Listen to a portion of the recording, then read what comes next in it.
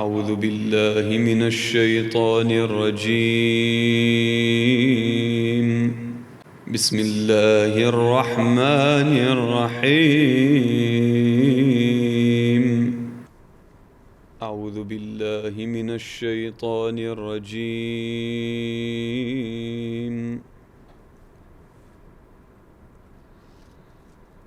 بسم الله الرحمن الرحيم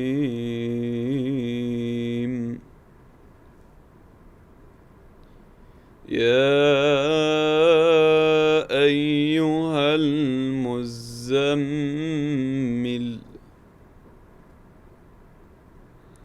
قم الليل إلا قليلا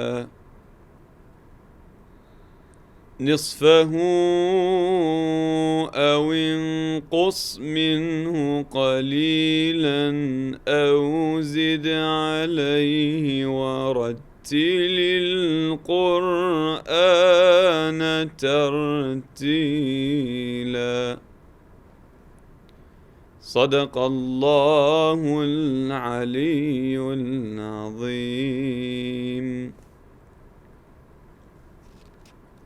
بسم الله الرحمن الرحيم. الحمد لله رب العالمين، وصلى الله على سيدنا محمد وأهل بيته الطيبين الطاهرين، واللعنة الدائمة على أعدائهم أجمعين من الآن إلى قيام يوم الدين. Assalamu alaikum wa rahmatullahi wa barakatuh. Dear viewers, thank you for joining us in our first episode, as promised and as explained in the introduction. So inshallah, today in this episode we're going to start with Surah Al-Fatiha. We will be reciting from this Mus'haf, as you can see, and these are readily available from the internet. If you just type in Quran Tajweed or Mus'haf Tajweed or anything of that sort, you will see these available on the internet, inshallah, or anywhere else from an Islamic library perhaps. Inshallah, you will also see on the screen as we are reading, you will see the difference from this Quran to any other Quran, or the normal Quran that doesn't have all these different colorings on certain letters. And we will inshallah explain why these colors are there and where it actually helps us. So inshallah, you'll see at the moment, if we open Surah Al-Fatiha, we'll start by looking at the bottom of the page. You'll see there are various colors. So if we look at the different shades of red, you'll see that the first or the darkest shade of red, it says med sit harakat lizuman. So you must prolong anywhere where you see this dark red color, you must prolong this word or this letter for they call it 6 movements, 6 harakat, which in turn means roughly 3 seconds depending on the style and the speed of recitation. So you can take it as a general rule. When we say 2 harakat, it means 1 second. So we say 4 harakat, it means 2 seconds. We say 6 harakat, it means 3 seconds. So you always half the amount of harakat and you will get the amount of seconds that you should prolong this letter. Following that, on the left you have med. It says harakatain or arba harakat or sit harakat, so either 2, 4 or 6, which means 1 second, 2 seconds or 3 seconds. At the bottom right of those red shades you have med arba or khams harakat. We can stick to arba harakat for ease at the moment, and we'll inshallah have time to explain why there is different opinions on this. And then the last one, the orange shade or the least dark shade, is med harakatan. So 2 harakat, which is 1 second again.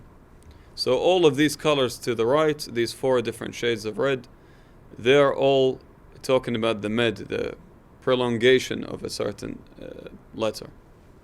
And these come often at the end of the ayats. So we only have 4 colors left. Generally speaking, I mean, these colors aren't there so that you always read from this mushaf and you get used to reading with the colors, whereby when you go and pick up a normal Quran, you are not able to recite. Whether it's just recitation for yourself, or you're reciting, in front of the public, or, for your sons or father or whoever it may be, just a general recitation, you should be able to pick up a normal Quran and read as with the ahkam of Tajweed, with the rules of Tajweed, inshallah. But this is to help you along the way. So if you memorize these different shades of colors, you will be well underway to learning the ahkam or the rules of Tajweed, inshallah. So already we have learnt, inshallah, in a simple manner what these different colors mean, and we'll explain why these colors are there. We'll explain why is there sometimes 4 harakat, why 6 harakat? Is it just something that the reciter decided to put? I feel like putting here 6 harakat. Here I feel like putting 4 harakat, so 6 harakat or 4 harakat. What's the reason behind this? There are certain rules which makes the prolongation less and more depending on where it is. So inshallah ta'ala, we have covered the first shades of red, or all of the shades of red, which talk about the prolongation. On the left side, so the other box on the left, it has 2 colors. It says ikhfa and idgham. Ikhfa is the green, idgham is the gray. Okay, so we'll start with idgham, and it also says 𝗦𝗨𝗣𝗣𝗕𝗦. So idgham, basically every time you see a letter that is gray, you do not pronounce it. It's as simple as that. When you see the green, when you see the ikhfa ومواقع الغنة, green is where you should stay on that one letter for 2 harakat, which is 1 second, as we have already explained. For example, if we look at Surah Al-Hamd, we will notice that perhaps the first green color, there isn't actually any green colors. We move on to Surah Al-Baqarah. We will notice that one of the first green colors is وَمِمَّا, كلمة وَمِمَّا. بسم الله الرحمن الرحيم. الذين يؤمنون بالغيب ويقيمون الصلاة ومما رزقناهم ينفقون. Notice مما, ينفقون has it as well. But notice the word مما. وَمِمَّا. Why don't we say, for example, وَمِمَّا? Because usually when you're speaking, you're giving out a speech, for example, you would say وَمِمَّا رَزَقْنَاهُم, or وَمِمَّا أَكَلُوا, وَمِمَّا this, وَمِمَّا that.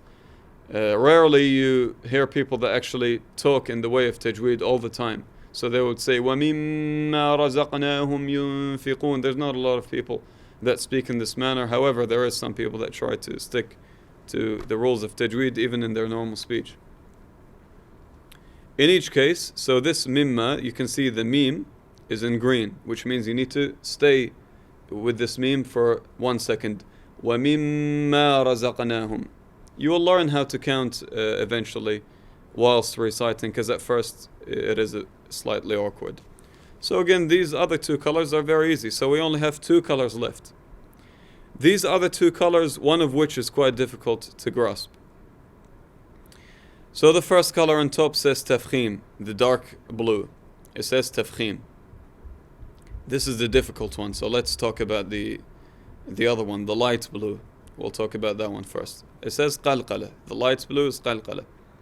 Qalqalah is when you have a letter that has sukoon, so it's not naturally moved when you read it. So if we read again in Surah Al-Baqarah, وَمِمَّا رَزَقْنَاهُمْ, we don't say رَزَقْنَاهُمْ. Harf al-Qaf, the letter of Qaf, has sukoon, so it is not moved. It is not رَزَقْنَاهُمْ, it's not رَزَقِنَاهُمْ, and it's not رَزَقُنَاهُمْ. It's none of those movements, the usual movements. It's sakin. So you say رَزَقْنَاهُمْ, but it has qalqalah, so you must say رَزَقْنَاهُمْ. So you move it in a certain manner where it's not a fatha, it's not a kasra, and it's not a dhamma. And these things, if you're not familiar with them, please do make yourself familiar with them, because it's hard to explain all the simple concepts whilst trying to explain the tajweed. So, I mean, one of the first things that should be noted is before listening to these lessons, it's vital that you obviously learn the letters of Arabic and also the harakat, the movements on top of the letters, so that you're able to attempt to read. It's not a problem if you read very slowly or make many mistakes, as long as your intention is to learn. So it's وَمِمَّا رَزَقْنَاهُمْ يُنْفِقُونَ. You must move this harf al-qaf very slightly, so you notice this letter. What's the purpose behind this qalqalah? The purpose is so you can actually listen to the letter. Because if we say razaqnahum, ask someone who doesn't know the Arabic language, what letter did I say after the letter Z, raza? He will say, I don't know, because I didn't hear it. Razaqnahum, there's no letter. So you must say razaqnahum to show this letter. This is the purpose of qalqalah. So this is quite a simple concept as well.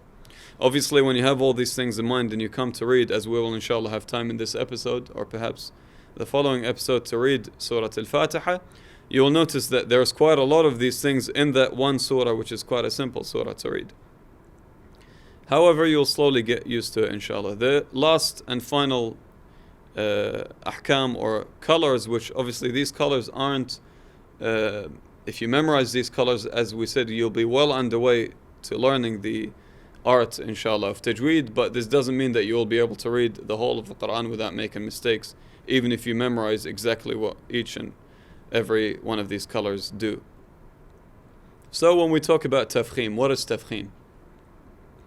If you notice the Arabic language, generally it's quite soft. So we say, for example, Bismillahir Rahmanir Rahim. We don't say Bismillahir Rahmanir Rahim. It's soft. This is called tarqiq. When you say Bismillah ar-Rahman ar-Rahim, which is incorrect, because this is not a place where you should be doing tafkheem, and we will explain why, inshallah. This is called mufakham, tafkheem. So this tafkheem comes in some words. For example, وَلَا-ضَالِّينَ. Can you notice? We don't say وَلَا-ضَالِّينَ. No, we say وَلَا-ضَالِّينَ. It's a strong letter, and it makes the word very, let's say, very loud, very deep. And the difference, inshallah, is noticeable. Different to when you say Bismillahir Rahmanir Rahim. Subhanallah, even the word Rahman, it has rahmah, it has mercy just in the way you pronounce it even. So the Arabic language generally is muraqqaq. It comes in this manner where it's very pleasant and it's very light on the ears. However, you have quite a few letters that are mufakham, are strong. What's the difference? The difference, as we showed in kalimat dallin, we will show it in another word. Again, if you open Surah Al-Fatiha, you will see ihdina as-sirat. This word is strong throughout. Harf al-sad is strong, it's mufakham. Harf al-ra, in this case, harf al-ra is not always mufakham. In this case, it is always also mufakham, sorry. And harf al-ta, the last harf, or the last letter in this word, is also mufakham. So the whole word is mufakham. So ihdina as-sirata. You notice the strength in the word. If we say it in the incorrect manner, we will say ihdina as-sirata. You can tell that it sounds like the person is not even speaking Arabic, or he's reading from somewhere totally different to where he should be reading from.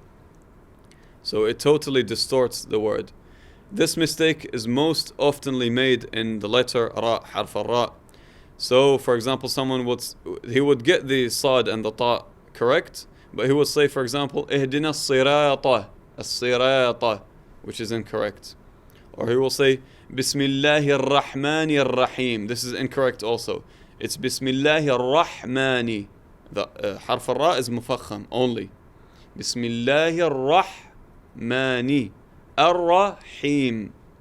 So you notice harf al-ra is strong. The other huruf, or the other letters, are muraqqaq.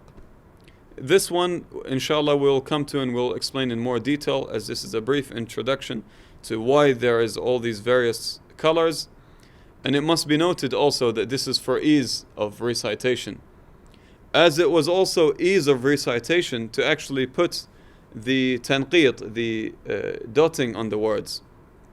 As you may already be aware, originally when the Arabic text used to be written and was revealed to the Prophet Muhammad, peace and blessings be upon him, and his pure progeny, was without tanqeet, was without dots. So you can imagine it would be very difficult for the average person at the moment to come and read anything, any sort of text without dots. So the dots were put for ease of recitation. Now we have colors for ease of recitation, so the people will be able to read and will be able to know the various different rules in reciting without too much effort or without making too many mistakes. So this is the purpose. Soon you may find that something else would come up. Soon you may find that on top of the colors they would, I don't know, maybe electronically, by use of an electronic device, the word will move in a certain manner to make you aware that you should say it in a certain way. We don't know. These things always progress. So obviously these colors were not there at a certain time, and tanqeet was not there either. So it's all for ease. But you should do your very best to read without these colors once you know the different rules. And inshallah ta'ala you will even be able to read without tanqeet, without the dots. In this episode, inshallah, we have managed to cover very briefly why there are different colors. In the next episode, inshallah, we will read Surah Al-Fatiha, and we will explain during recitation of Surah Al-Fatiha how to put into practice what we have learned in this episode, and how to bear in mind what these different colors mean, and what is the correct way of pronouncing. We will end this episode, inshallah, in mentioning something very important. It must be noted that although we are trying to perfect the viewers and trying to perfect our own way of reciting, of course, because everyone has mistakes and everyone is in the path of learning, inshallah. So in the same way that we are trying to show the viewers or the listeners any mistakes that they may have, inshallah, if there's any mistakes that we have, inshallah, we will be made aware of these mistakes and we will correct them, inshallah, in due time. It must be noted that in the process of learning, especially for those who Arabic is not their first language, there's always this thing of the typical Arabs, let's say, who are very proud that they know the Arabic language or think they know the Arabic language, that they go and correct everyone and anyone who mispronounces a word even very slightly, and they are doing their best to pronounce this word. And they penalize them on every single pronunciation when their own pronunciation is incorrect. And this is a tremendous shame for them, because they were born in an Arabic family with an Arabic background and they cannot pronounce. However, they feel it is their duty to make fun or to penalize people. I'm not talking about the people who want to benefit others by giving them advice. No, the people in front of everyone, they would point out, especially in the time where someone has just finished their salah, they'll say, brother, your salah is not accepted because you did not pronounce this properly. It must be made clear that it's not your duty to go and tell this person that your salat is not accepted in front of everyone and to make him feel ashamed as he is in the process of learning. First, my advice to everyone who wants to give advice to people is to perfect your recitation, first and foremost. And when you are giving advice to people who are in their path, inshallah, to learning Tajweed and learning how to speak Arabic, give them the advice in private. Give them the advice in a manner that does not show that you think you are better than them and you know the language better than them, and you are trying to say, brother, for example, from my knowledge, this word is pronounced in this manner. Perhaps, I will revise, inshallah. Perhaps revise this, and inshallah you will perfect the pronunciation of this word. As also, if I have any mistakes, please make me aware of it. Something along this line. Because showing a person's mistake, even when you read, for example, Rasal al-Amaliyah, the letters that the maraja, that the scholars leave for everyone who does taqleed, everyone who follows these scholars, they emphasize on this. When you are to show someone their fault, you must not belittle them, and you must not show them that you are better than them, or trying to show that you are better than them, and that they have little knowledge. This is a vital point. Even to the point that if someone was to be reciting the Quran in a manner which is incorrect, you should not stop them in front of everyone and say, this is incorrect, you're reciting incorrectly, please stop. If it is a mistake that does not change the meaning of the Quran, wait until they have finished and then tell them in a manner which will not hurt them, inshallah. So this is a bit of advice, inshallah, to not hurt the feelings of the brothers, especially the brothers that have recently converted, and they are trying their best to learn the Quran. And in the hadith it says, he who tries to learn the Quran in difficulty, i.e. he cannot pronounce the words properly, it's very difficult for him to learn, but he is trying to learn, he has double the thawab, double the reward of he who has or finds it very easy to learn the Quran. So inshallah we are all in the stage of learning. Inshallah we will help each other to learn, and inshallah ta'ala we will find these episodes very useful in helping us to read the Quran in the correct manner, inshallah ta'ala. And we will have many different things to share with the viewers. And the previous introduction, I'm sure, covered what these episodes will be about and what our aims are. So inshallah there is no need to repeat. هذا وصلى الله على سيدنا محمد وأهل بيته الطيبين الطاهرين. Peace and blessings be upon the Holy Prophet and his progeny. May Allah bless you all, and may Allah inshallah ta'ala make us benefit from the knowledge of Quran and Ahl al-Bayt. Peace and blessings be upon them all, who the Prophet sallallahu alayhi wa alayhi, peace and blessings be upon him and his progeny, said shall never be separated, the Quran and my holy progeny. Wassalamu alaikum wa rahmatullahi wa barakatuh.